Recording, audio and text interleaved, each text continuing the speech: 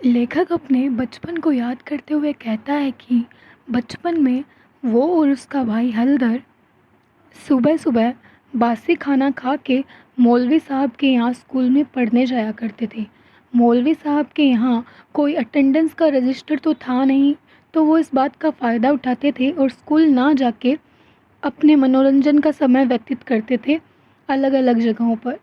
और जब जब वो स्कूल जाते थे किसी दिन, तो मौलवी साहब गुस्सा ना हो इसलिए अलग अलग तरह की भेंट और उनके लिए गिफ्ट ले जाते ताकि उनका गुस्सा ठंडा हो जाए और वो उन पे गुस्सा ना करे और वो खुशी से खुशी वो चीज़ें स्वीकार कर ले। मौलवी साहब की फ़ीस 12 आने थी, जो लेखक के चाचा हर महीने देकर जाया करते थे।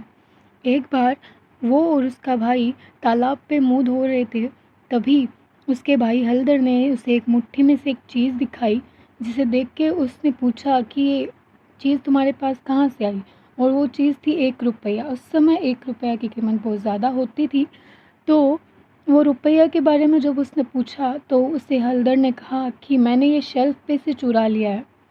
मेरे मेरे पापा ने कोई चीज़ बेची थी कल, तो उसी के ये रुपए हैं और मैंने शेल्फ पे से उठा के ले लिए हैं। पहले तो मेरे और मेरे भाई हलदर दोनों को बहुत ज़्यादा डर लगा, पर फिर हमने सोचा कि आती हुई लक्ष्मी को क्यों जाने दिया जाए। पर हमें डर भी था कि कहीं हमारी चोरी ना पकड़ी जाए। फिर हमने सोचा कि क्यों ना इन पैसों से अच्छी-अच्छी चीज़ें खाई जाए। तो हमने सोचा कि इस पैसे का कई दिन तक उपयोग करेंगे, मतलब कई दिन तक इस पैसे को चलाएँगे ताकि अच्छी-अच्छी चीज़ें खा पाएँ हम। तो हमने पहले सस्ती चीज़ों से शुरुआत की। सबसे पहले हमने अमरूद लिए 2 पैसे के। अमरूद वाले से भी कह दिया कि ये पैसे हमने हमें हमारी मौलवी साहब को फ़ीस के रूप में देना है। तो अमरूद वाले ने भी कोई सवाल नहीं किया कि बेटा तुम्हारे पास इतने पैसे कहाँ से आए। फिर हम दोनों स्कूल चले गए। वहाँ पे बचे हुए पैसे 12 आने तो हमने मौलवी साहब की फ़ीस दे दी। मौलवी साहब भी आज आश्चर्यचकित हो गए कि मुझे कभी इतनी जल्दी फ़ीस नहीं मिलती है, आज इतनी जल्दी कैसे मिल गई। पर फिर भी उन्होंने कोई बिना सवाल किए ही वो खुश हो गए और उन्होंने वो फ़ीस रख ली।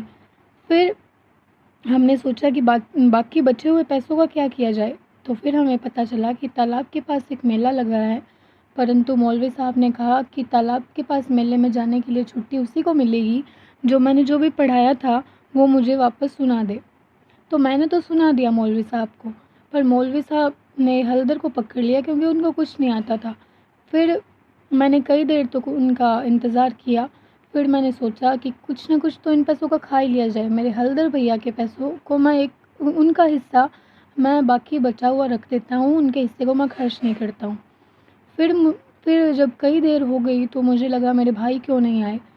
फिर मैंने सोचा कि कहीं उनको पकड़ तो नहीं ले गए चाचा जी, क्योंकि उन्होंने तो 1 रुपया चुराया है, कहीं चोरी पकड़ी तो नहीं गई। तो फिर मैंने सोचा घर चलते हैं।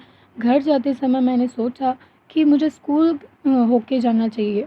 तो मैंने वहाँ पे देखा कि एक लड़का मुझ पे हँस रहा है और कह रहा है कि तुम्हारे भाई को तो पकड़ के ले गए हैं, अब तुम घर पे जाओ, तुम्हें कैसे मार पड़ती है। तो फिर मैं बहुत ज़्यादा डर गया और फिर मैंने सोचा कि अब घर कैसे जाऊँ। मैं डरते-डरते घर में घुसा और सोचा कि चुपके से घर में घुस जाता हूँ और मेरी मम्मी के जो बेड है उसके नीचे छुप जाऊँगा, तो किसी को पता नहीं चलेगा। परंतु मैं जब बाहर अंदर जाके देखता हूँ, तो पिताजी सामने बैठे होते हैं।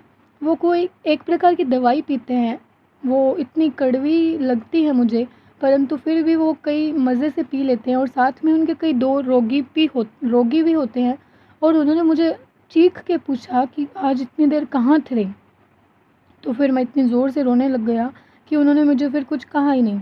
फिर मैं अंदर गया और मेरी अम्मा ने पूछा कि क्यों, किसने चुराया था रुपया?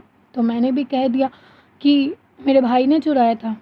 और मेरे भाई ने मुझसे पूछा क्यों, मैंने चुराया था? तो मैंने कहा कि हाँ, आपने ही तो चुराया था और आपने मुझे ये भी कहा था कि अगर किसी को बता दिया तो मैं तुम्हें मारूँगा।